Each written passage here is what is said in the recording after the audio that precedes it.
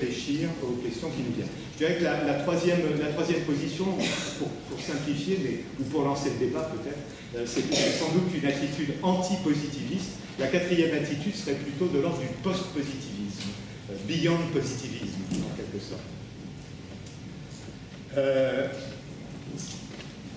Donc l'importance de l'enquête scientifique me paraît très grande parce que c'est elle qui va nous permettre de traiter à propos des politiques climatiques, mais pas uniquement, à propos de toutes les politiques environnementales. Ça va nous permettre de suivre en quelque sorte une démarche en 4 étapes, qui est celle identifiée par Dewey, et qui consiste à dire, à partir d'une situation qui est marquée, d'une situation complexe, indéterminée, marquée d'incertitude, il faut instituer, identifier une problématique, il faut rassembler les données et formuler un certain nombre d'hypothèses. Troisièmement, il faut examiner ces hypothèses et les solutions. Et quatrièmement, il faut expérimenter et évaluer les conséquences des différentes solutions. On est donc dans une perspective dans laquelle, très clairement, et c'est d'ailleurs un terme qui est revendiqué par Dewey, on est dans une perspective d'instrumentalisation de la science. Ça ne sera pas accepté peut-être facilement par chacun, mais la doctrine centrale de Dewey, c'est l'instrumentalisme, avec des phrases du style « Que peuvent les professeurs de philosophie pour contribuer à la création d'un monde meilleur ?» Je déclinerai volontiers « Que peuvent les économistes, etc. etc. » On y revient. Alors, sur la nécessité et les conditions d'une enquête scientifique complexe sur ces questions de transition. Alors, dans un premier temps, je pense qu'il faut souligner le fait que l'enquête scientifique dans ces domaines ne sera complète que si on arrive d'une part à franchir un certain nombre de fossés entre les disciplines et d'autre part à d'éliminer un certain nombre de mots piégés, par exemple les marchés de proies à polluer, je vais y revenir.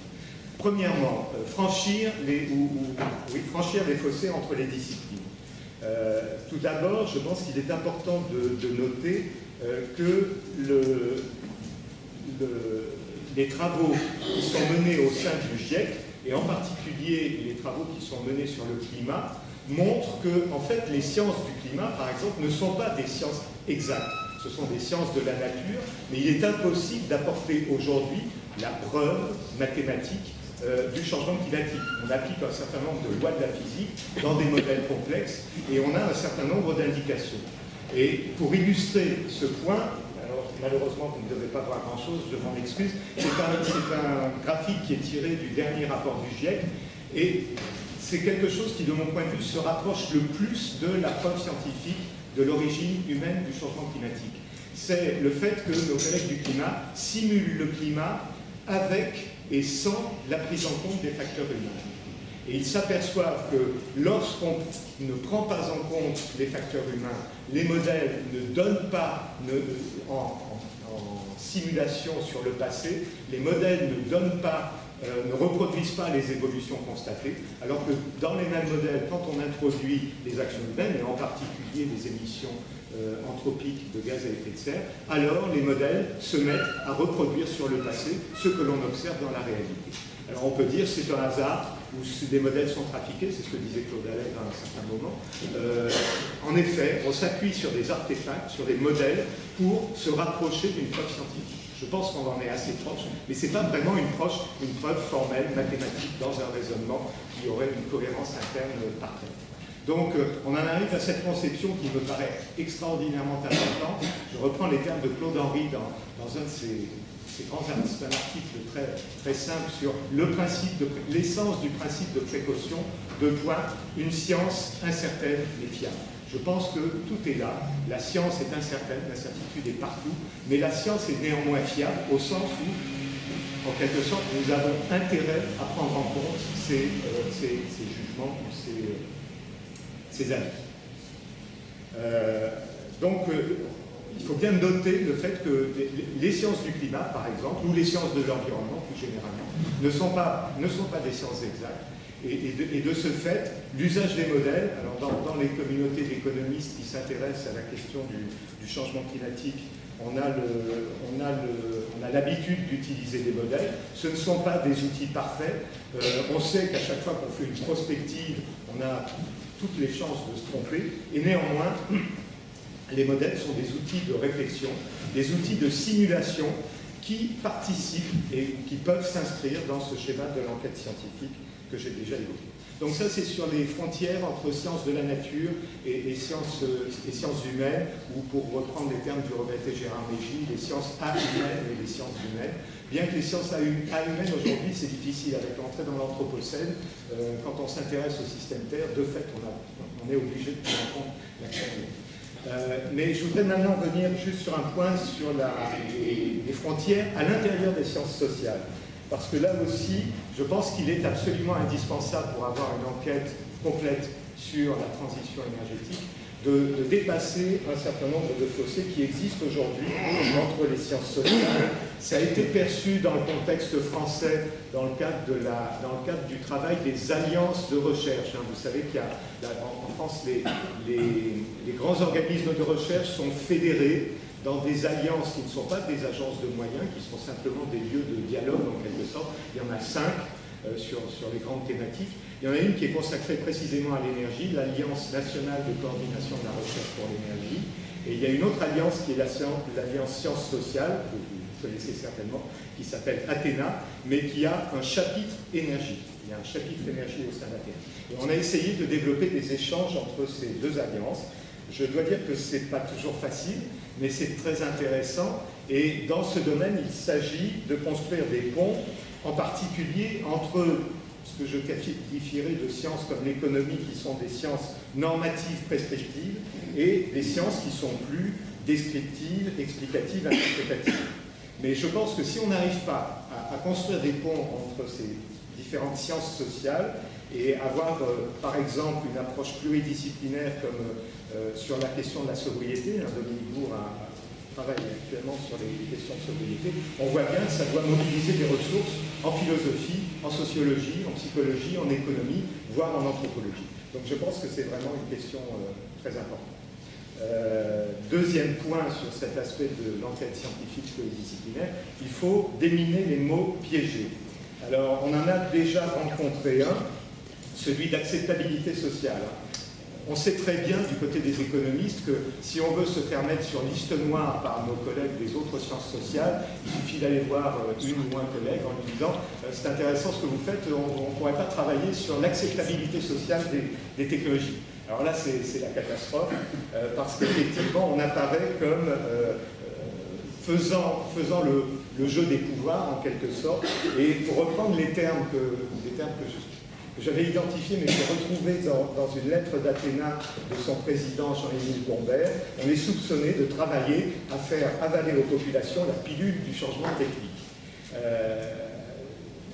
Bon, alors on n'a pas résolu ce problème. On l'a résolu dans nos dialogues entre Ancre et Athéna en disant on ne va plus employer, on n'emploie surtout pas acceptabilité sociale, on va parler de faisabilité sociotechnique.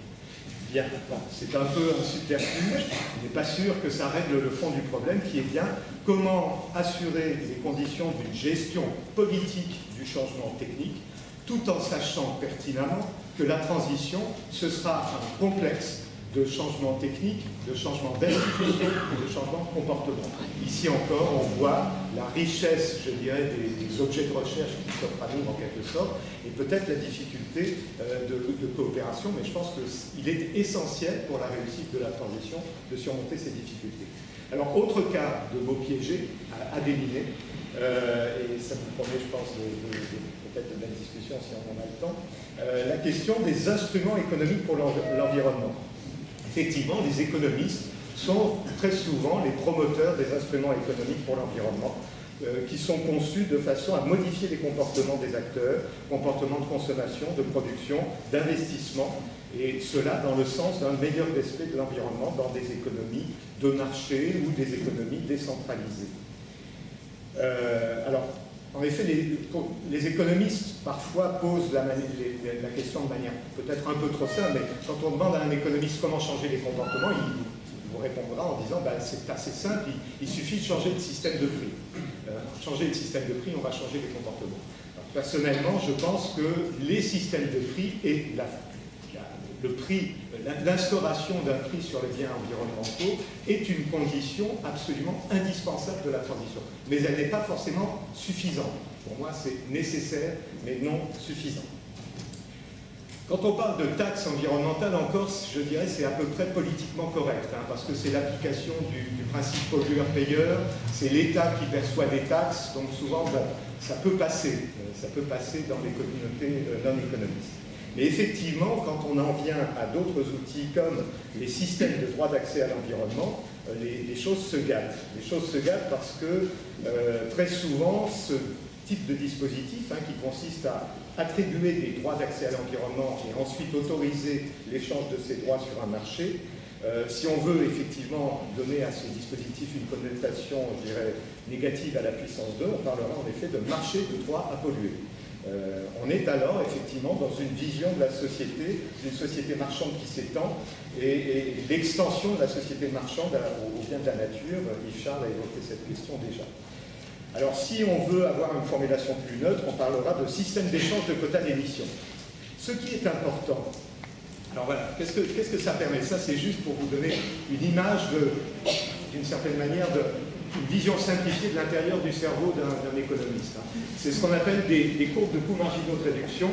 Et pour les économistes, effectivement, un des grands avantages des instruments économiques, c'est que ça permet d'avoir les solutions les plus efficaces. On se fixe un objectif et en mettant des taxes ou en mettant des systèmes de quotas, on obtient la solution qui est efficace, c'est-à-dire la solution qui permet de minimiser les coûts.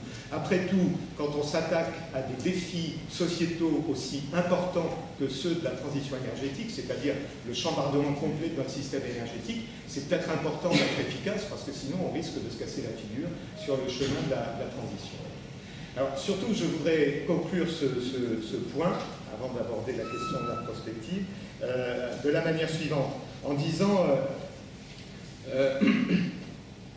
quand on regarde de très près les avantages et inconvénients respectifs des taxes et des quotas, de manière assez paradoxale, on s'aperçoit premièrement que d'abord les systèmes de taxes et de quotas aboutissent in fine à peu près au même résultat, pas tout à fait, mais à peu près, je ne vais pas rentrer dans les détails, que les systèmes de quotas, et c'est ça ce qui me paraît très important, c'est à la fois plus de marché, certes, mais c'est aussi plus d'État. Les systèmes de quotas ne fonctionneraient pas s'il n'y avait pas un État. On pourrait renvoyer la discussion sur ce qui se passe actuellement en Chine. Le gouvernement chinois, certains s'en étonnent, mais pour moi, c'est pas étonnant, a choisi pour commencer à mettre en œuvre sa politique climatique de créer des systèmes de quotas dans les grandes provinces et les grandes villes chinoises. Et je pense que c'est une expérience qui est vraiment à suivre, qui risque de marquer le développement des politiques climatiques dans l'avenir. Donc les systèmes de quotas, c'est à la fois plus de marché et plus d'État. Et enfin, et ça c'est quelque chose que j'ai un peu participé à ce processus au début des années 2000, les fonctionnaires de la Commission européenne à Bruxelles, au tournant des années 2000, ont découvert que cette solution des marchés de quotas, qui apparaissait comme une horrible solution libérale importée des États-Unis, parce que de fait elle était proposée par les Américains au départ, bien, finalement ça s'avérait une manière de réguler l'environnement qui était bien plus sévère que la taxe. Parce que quand vous mettez une taxe, vous ne savez pas exactement quel est le résultat, parce que les modèles économiques n'étant pas parfaits, vous mettez une taxe, vous ne savez pas quel va être le résultat de la taxe sur les changements de comportement. Quand vous mettez des quotas, vous avez une régulation qui est pour réguler les quantités, vous rentrez par les quantités. Donc vous avez une assurance du respect des objectifs. Alors je ne m'étends pas sur les difficultés actuelles du marché des quotas européens, c'est encore une autre question, mais on pourra éventuellement y venir. Dernier point de ma présentation, donc prospective et démocratie vers une gouvernance multi-échelle. Alors, je développerai très rapidement l'expérience qui a eu lieu dans le premier semestre de l'année 2013 avec le débat national sur la transition énergétique. J'ai repéré récemment un article de rue 89 de l'été 2013 qui commençait ainsi. Il vous aura sans doute échappé que depuis 8 mois se déroule un grand débat, etc., etc. Alors ça vous a sans doute échappé à vous aussi. C'est un débat dont on n'a pas beaucoup parlé et qui était pourtant très structuré. Je participais à cela au titre du groupe des experts. Il y avait 7 collèges de 13 membres chacun, représentant les partenaires sociaux, ONG environnementales, associations de consommateurs, syndicats, patronat, qui s'appelait le Collège des employeurs, c'était bien trouvé, les élus locaux, le Parlement et l'administration. Et donc ça faisait une assemblée d'une 120 personnes plus une quarantaine d'experts qui a travaillé donc pendant 6 mois.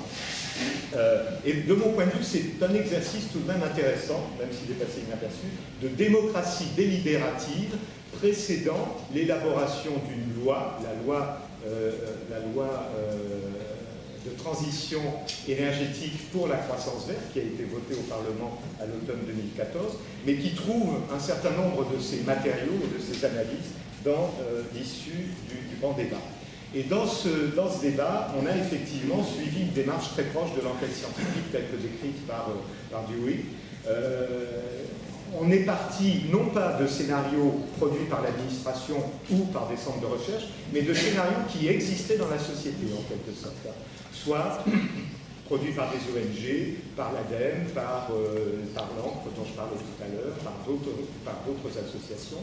Et on a essayé de regrouper les 16 scénarios qui étaient disponibles et qui nous donnaient en quelque sorte une jungle des scénarios, la fameuse situation d'indétermination dont parle Dewey, la situation initiale d'indétermination, la jungle des scénarios. On a essayé de les organiser et on est arrivé à trouver 4 grandes familles qui pourraient constituer des trajectoires ou des idéals type weberien, je dirais. On a, je passe très rapidement, un scénario de très grande sobriété énergétique avec centrale nucléaire, c'est en gros le scénario incarné par les gigawatts. Un scénario de très grande efficacité énergétique avec une réduction du nucléaire importante, mais il reste un peu de nucléaire dans le système. Un scénario plus diversifié, moins de réduction de la consommation d'énergie et un peu plus de nucléaire. Et enfin, un dernier scénario d'une association qui s'appelle Négatep, qui est en quelque sorte l'opposé de Négawatt et qui défend le modèle énergétique français actuel avec beaucoup d'électricité, en particulier beaucoup d'électricité nucléaire. Voilà une démarche qui a permis de travailler et de faire dialoguer les différentes parties prenantes. Et lorsque l'on tire un bilan de cette expérience, je crois qu'elle appelle 3 remarques en particulier sur le rôle de l'expertise dans les processus de démocratie délibérative. D'abord, le rôle positif, le rôle positif de cette expertise.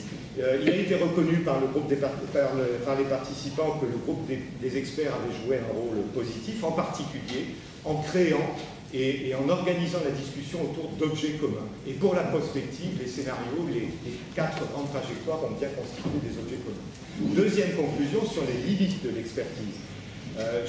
J'ai développé à cette occasion une vision assez socratique de l'expertise. L'expert, c'est celui qui sait qu'il en sait moins que ce que les autres pensent qu'il sait. On s'est aperçu en effet que sur un certain nombre de sujets, on était capable de déblayer le terrain, mais qu'en revanche, il y avait des pans entiers que malheureusement, je dirais, on était incapable de documenter. Par exemple, l'impact environnemental des différents scénarios qui sont représentés ici. Ça paraît incroyable, mais on n'a pas trouvé autre chose que des considérations un peu qualitatives et un peu vagues sur les impacts environnementaux des scénarios. Et enfin, ça va m'amener à ma conclusion. Une des conclusions qu'on a pu tirer de cette expérience, c'est la nécessité dans ces domaines d'avoir une démarche multi-échelle. De même qu'au niveau de la négociation internationale, on s'est aperçu depuis Copenhague qu'on ne pouvait pas attaquer le problème top-down, par une grande architecture par le haut qui mettrait tout le monde dans un système d'une part instrumental et dans un système d'engagement global, et qu'ensuite on déclinerait comme ça les politiques nationales. Ça ne marche pas comme ça, en tout cas c'est l'expérience de la négociation internationale, c'est certainement des sujets qui intéressent nos collègues spécialistes de relations internationales, bien que je n'en ai pas vu beaucoup en France s'intéresser à ces questions. Je le note. Mais donc c'est un sujet majeur. On s'est aperçu aujourd'hui, en tout cas ce qui va se jouer à Paris, ce qui va se jouer dans le mois qui vient jusqu'à la COP21 de Paris, c'est plutôt la consolidation d'engagements nationaux qui ensuite devront s'appuyer sur la mise en œuvre, je le pense, d'instruments économiques du type de ceux qu'on a évoqués, des taxes carbone ou des systèmes de quotas d'émissions. Donc ça c'est la couche supérieure. À un niveau intermédiaire, il y a le niveau européen avec les différents paquets d'énergie-climat. Et là, on a des dimensions de gouvernance tripartite. Vous savez que la gouvernance européenne, si gouvernance il y a, quand de gouvernance il y a, malheureusement, elle se construit sur un trépied, Commission, Parlement et Conseil, avec là aussi, j'y suis presque, Ça, c'est le niveau européen. Le niveau français, le niveau national, avec certainement l'articulation de dispositifs de démocratie délibérative, tel que je l'ai évoqué, et de démocratie représentative, pour le choix des moyens, pour la construction des lois. Et enfin, dernier niveau qui est souvent peu évoqué, qu'il ne faut pas passer sous silence, qui est la dimension locale, à la fois de la gouvernance et à la fois sans doute de la démocratie, avec à ce niveau-là c'est certainement à ce niveau que peut s'exprimer le mieux et s'organiser le mieux, je dirais, la démocratie participative. Donc je conclus en disant que sur ces questions de l'enquête scientifique à propos de la transition, on a besoin d'une enquête scientifique pluridisciplinaire et l'instrumentalisation de cette enquête dans la mise en œuvre d'une gouvernance multi-échelon de la transition. Je termine par une page de publicité. Le laboratoire dans lequel je suis actuellement, le laboratoire PACT, on est une équipe énergie dans le laboratoire PACT, organise au printemps, à la fin mai prochain, 28 et 29 mai, un colloque sur sciences sociales et transition énergétique. Les contributions devaient être soumises avant le 10 décembre, mais je vous indique que certainement on prendra en compte les contributions proposées jusqu'au tout début janvier, jusqu'à la première semaine de janvier. Avis aux amateurs. Je vous remercie.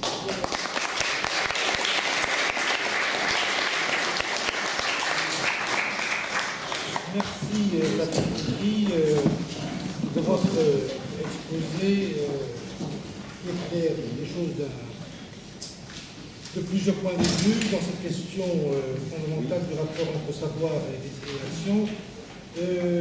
Juste un mot, mais on verra ça tout à l'heure.